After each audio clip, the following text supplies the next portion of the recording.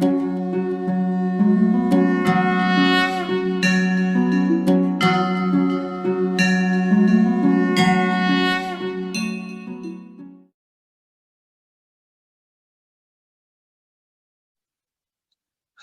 દોસ્તો, કેમ છો બધા? હરિઓમ. પ્રીવિયસ લેક્ચર માં દોસ્તો આપણે ઉત્સેચક ઉદ્દીપન એટલે કે ઉત્સેચન વિશે માહિતી લીધી હતી.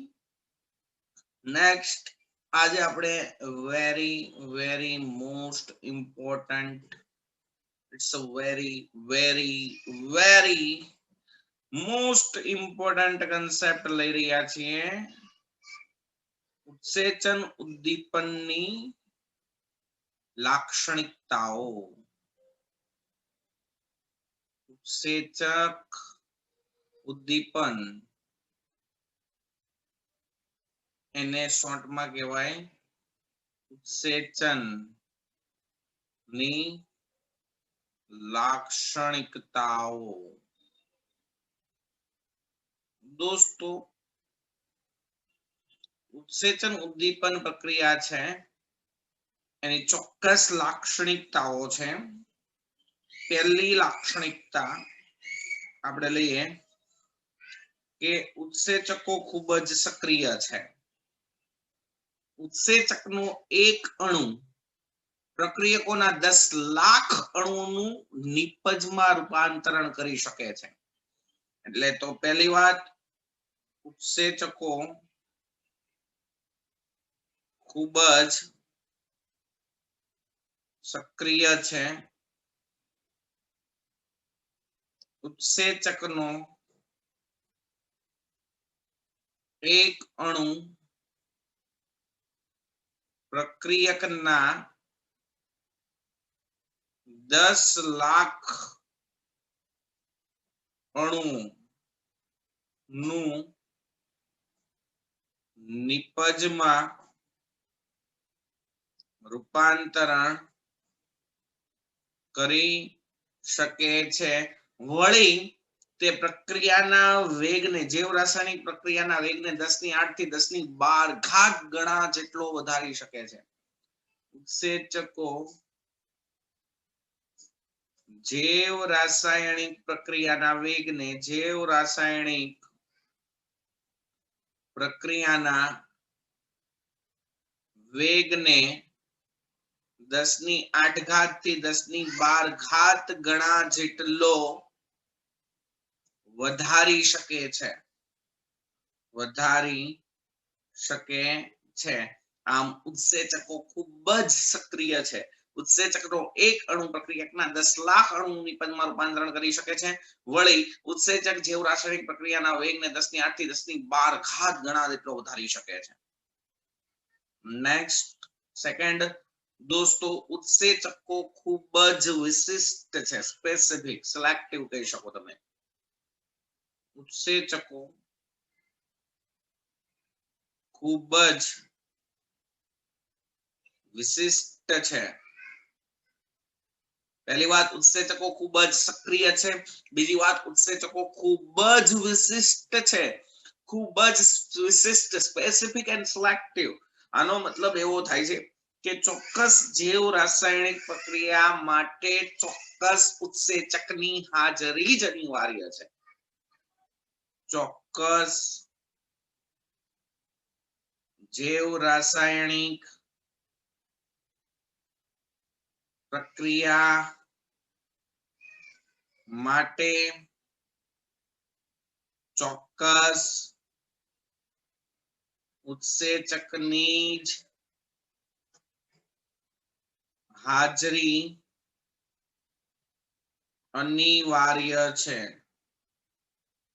ઉદાહરણ તરીકે યુરિયાના વિઘટન માટે યુરેઝ ઉત્સેચક ની જ હાજરી અનિવાર્ય છે. અન્ય ઉત્સેચક દ્વારા અન્ય ઉત્સેચકની હાજરી નિરર્થક છે એમ કહી દઈ શકું.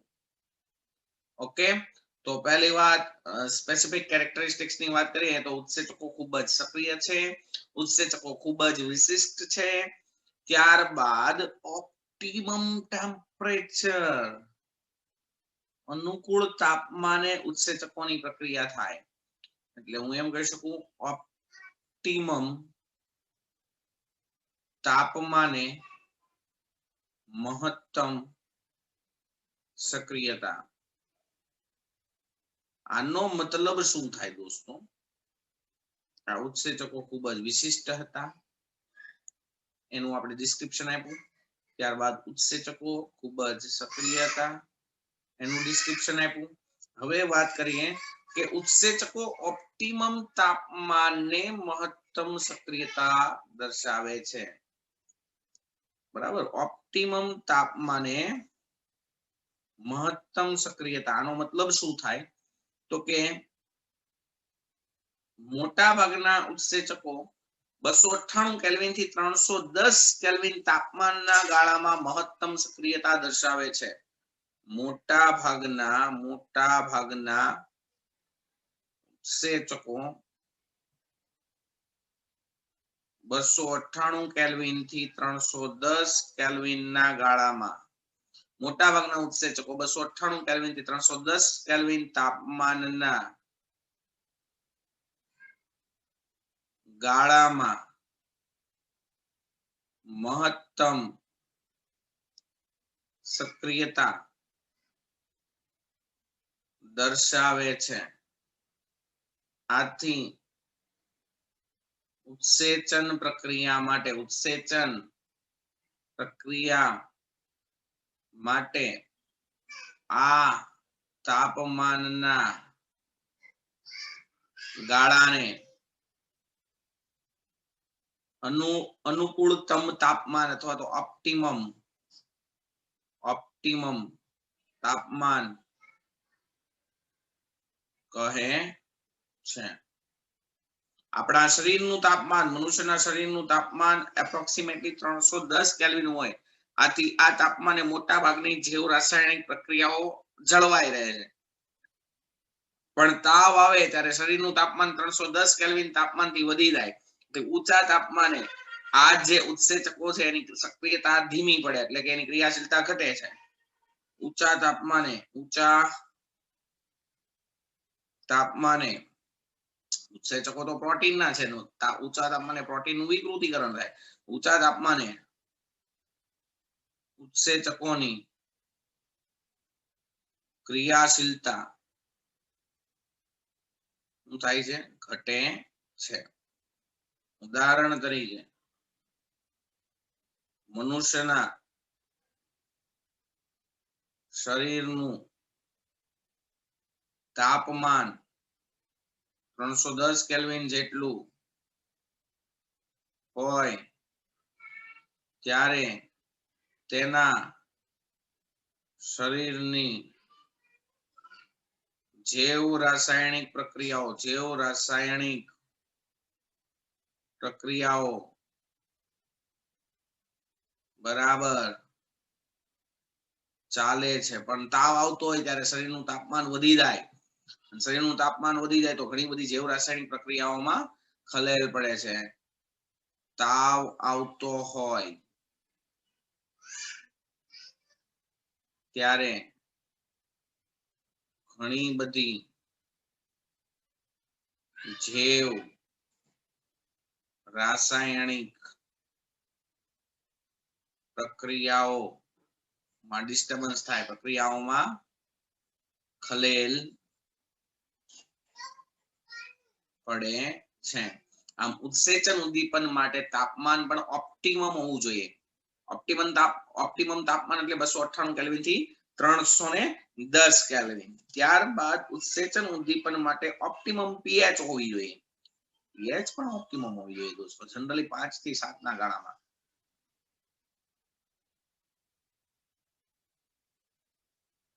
Optimum pH. ઉત્સેચન ઉદ્દીપન માટે પીએચ નો ગાળો 5 થી 7 pH બરાબર 5 થી 7 ના ગાળામાં ઉત્સેચકો સક્રિય રીતે જૈવ રાસાયણિક પ્રક્રિયા કરે છે. આથી આ pH મૂલ્યોને ઉત્સેચન ઉદ્દીપન માટે ઉત્સેચન પ્રક્રિયા માટે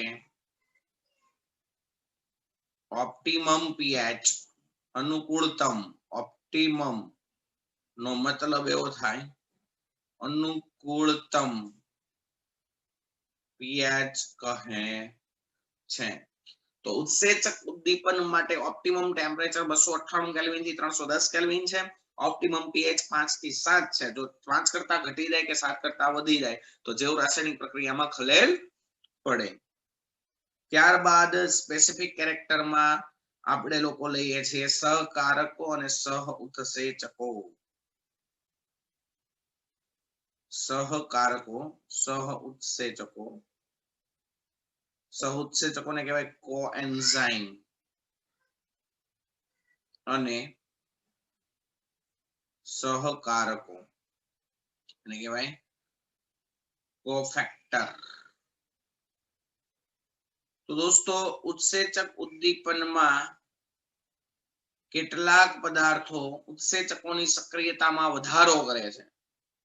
ઉત્સેચક ઉદ્દીપનમાં કેટલાક પદાર્થો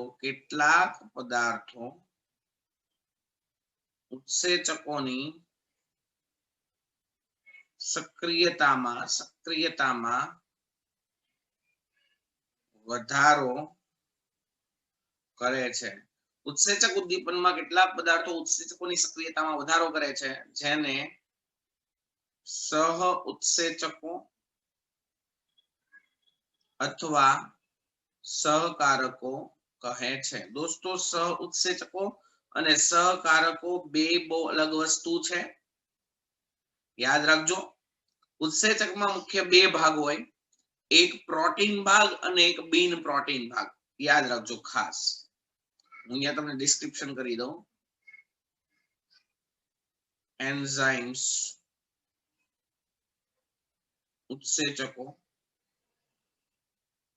ઉત્સેચકોમાં મુખ્યત્વે બે ભાગ હોય,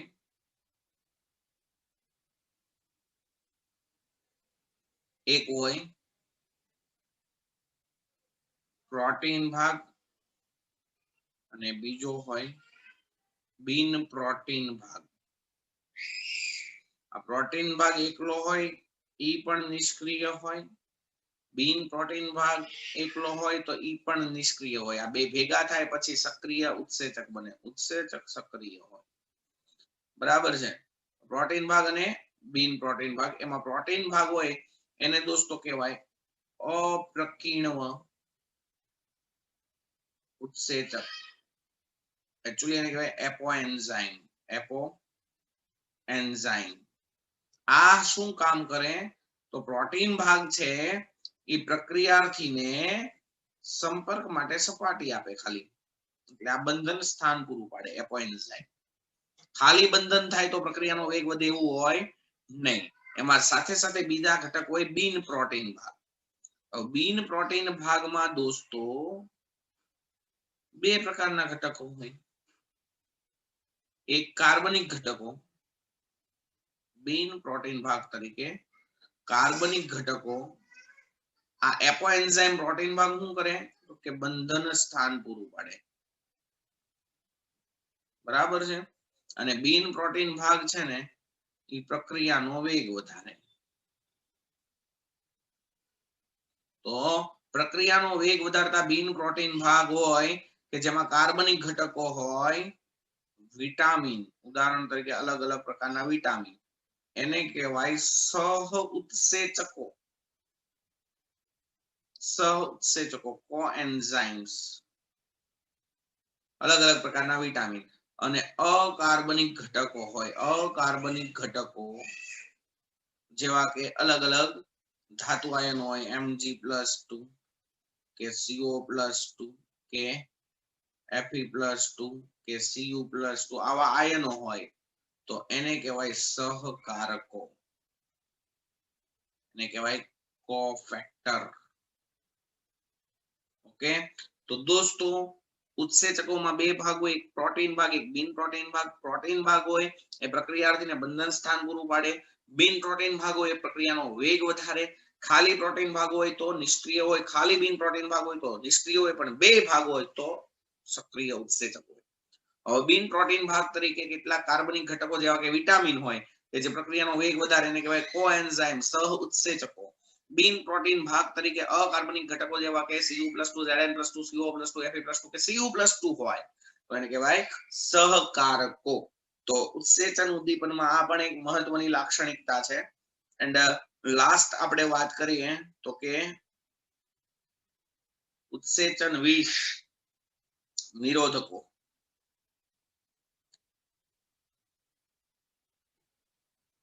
નિરોધકો ની અસર.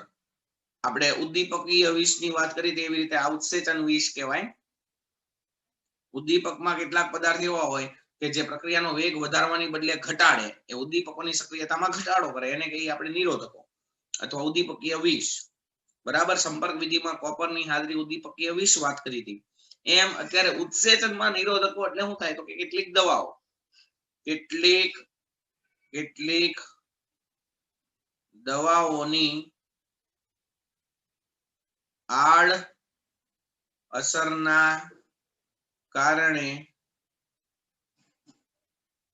ઉત્સેચકોની ક્રિયાશીલતામાં ઘટાડો થાય છે અથવા જૈવ રાસાયણિક પ્રક્રિયાનો વેગ ઘટે છે, જેને નિરોધકો અથવા ઝેરીકરણ કહે છે.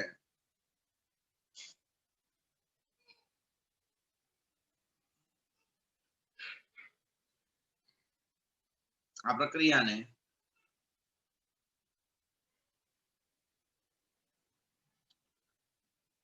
ઝેરીકરણ કહેવાય. ઓકે, ચલો ઝેરીકરણમાં અહીંયા આપણે લખશું દવાઓ. ઓકે, તો ઉત્સેચન ઉદ્દીપનની મહત્વની લાક્ષણિકતાઓ આપણે 6 ગણ્યા. પહેલામાં પહેલું ઉત્સેચકોની વિશિષ્ટ સક્રિયતા, ખૂબ જ સક્રિયતા. કે ભાઈ કઈ રીતે સક્રિયતા તો કે ખાલી એક જ અણુ પ્રક્રિયા 10 લાખ અણુ ઉદ્દીપનમાં રૂપાંતરણ કરે.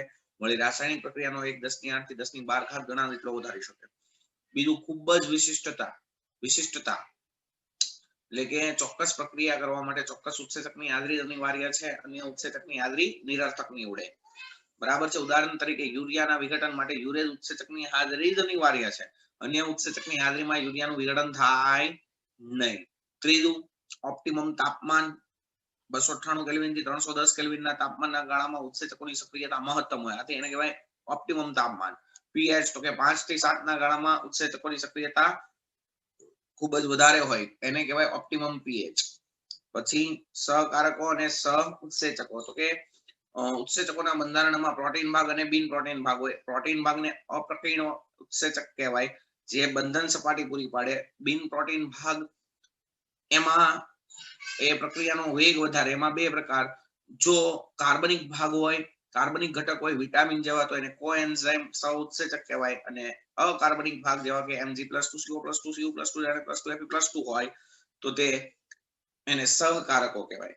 અને લાસ્ટ ઝેરીકરણ નિરોધકોની અસર તો કેટલીક વખત કેટલીક દવાઓની આડઅસરના કારણે જૈવ રાસાયણિક પ્રક્રિયાઓ ધીમી પડે છે, જેને ઝેરીકરણ કહેવાય. ઓકે, તો આ દવાઓ છે એ નિરોધકો તરીકેનું કાર્ય કરે. ચાલો દોસ્તો, નેક્સ્ટ હવે આપણે કોન્સેપ્ટ લઈએ. ઉત્સેચન ઉદ્દીપનની ક્રિયાવિધિ સવિસ્તાર સમજાવો. ઉત્સેચન ઉદ્દીપનની ક્રિયાવિધિ સવિસ્તાર સમજાવો. ચાલો સમજાઈ દઈએ. ઓકે,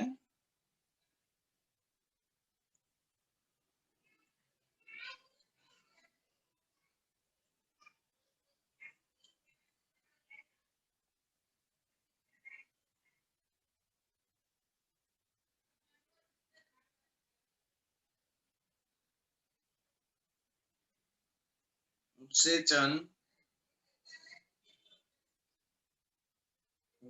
ને કહેવાય ઉત્સેચક ઉદ્દીપન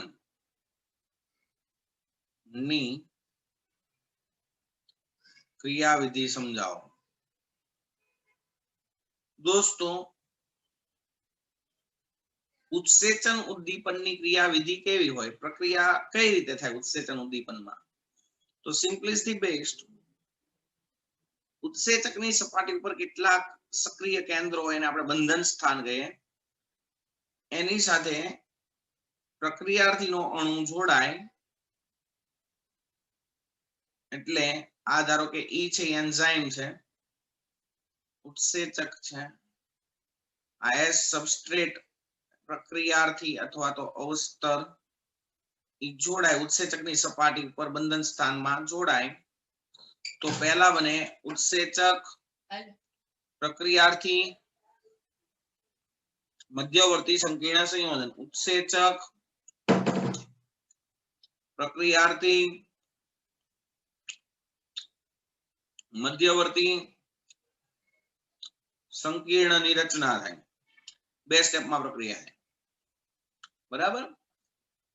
ત્યારબાદ આ ઉત્સેચક પ્રક્રિયાર્થી મધ્યવર્તી સંકીર્ણ છે એનું વિઘટન થાય એટલે ઉત્સેચક મૂળ સ્વરૂપે છૂટો પડે અને નિપજના અણુઓ મળે. આમાં લખાય કઈ રીતે? તો દોસ્તો, ઉત્સેચક ઉદ્દીપનની પ્રક્રિયા ઉત્સેચક ઉદ્દીપનની પ્રક્રિયા બે તબક્કાઓમાં થાય છે. કઈ રીતે સાહેબ? ઉપર લખ્યું એ જ પ્રમાણે ઉત્સેચકની સપાટી ઉપર કેટલાક સક્રિય કેન્દ્ર રહેલા હોય છે. આથી પ્રક્રિયાર્થીના અણુઓ તેના આ સપાટી ઉપર જોડાઈને ઉત્સેચક પ્રક્રિયાર્થી મધ્યવર્તી સંયોજન બનાવે છે. ઉત્સેચકની સપાટી પર કેટલાક સક્રિય બિંદુઓ અથવા કેન્દ્રો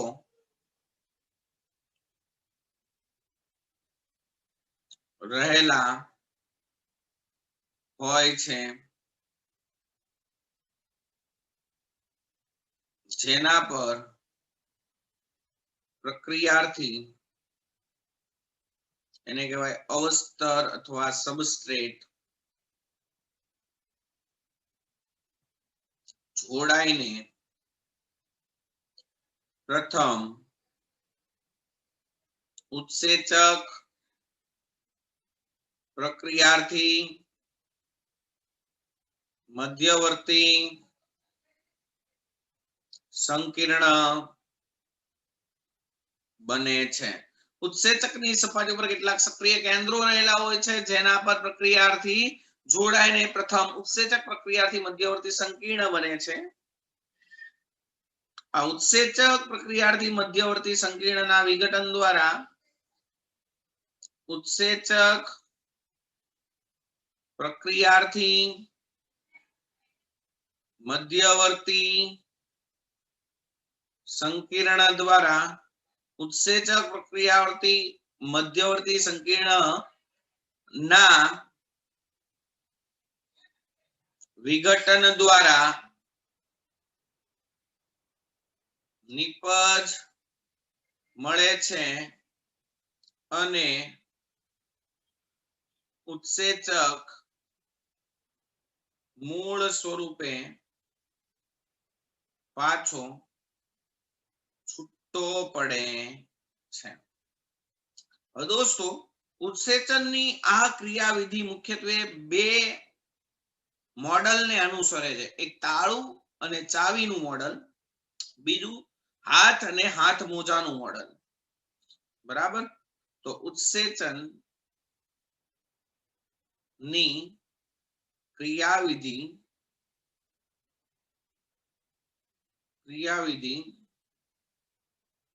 નીચે પ્રમાણે બે મોડલ ને અનુસરે છે. કઈ રીતે? તો એક તાળું અને ચાવી, ચાવી એટલે કુંચી નું મોડલ, અને બીજું હાથ અને હાથ મોજું નું મોડલ. તો દોસ્તો તાળું અને ચાવીના મોડલમાં શું હોય હું તમને બહુ લોજિકલી સમજાવું કે તાળું અને કુંચી બોલે તો ચાવીનું મોડલ. એમાં દોસ્તો તાળા અને ચાવીના મોડલમાં તાળું અને ચાવીનું મોડલ. તો દોસ્તો આ મોડલમાં એવું કહેવામાં આવે કે ચાવી છે, ચાવી એક ઉત્સેચક છે. હું અહીંયા ફિગર તમને બતાવું એટલે તમને અંદાજ આવે. બરાબર.